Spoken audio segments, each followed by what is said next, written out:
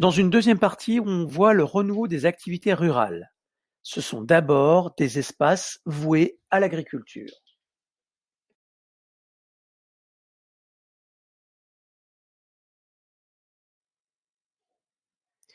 On trouve des activités industrielles depuis longtemps.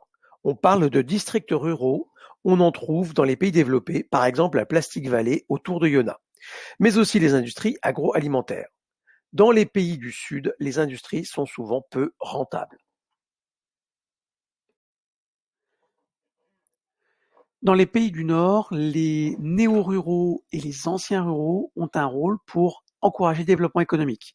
Par exemple, ici, Saint-Martin-la-Sauveté, bourg de 900 habitants dans la Loire, qui gagne des habitants actuellement. Un exemple d'une entreprise qui a été mise en avant, c'est une entreprise funéraire, c'est-à-dire fabrication de cercueils. Le tourisme rural se développe dans les pays du Nord comme dans les pays du Sud. Par exemple, l'agritourisme qui met en valeur le patrimoine local, encore une fois, au Nord comme au Sud. Ici, l'exemple avec le Costa Rica.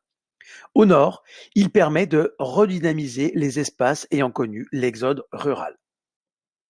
Les espaces ruraux connaissent des gains de population avec le développement d'activités résidentielles.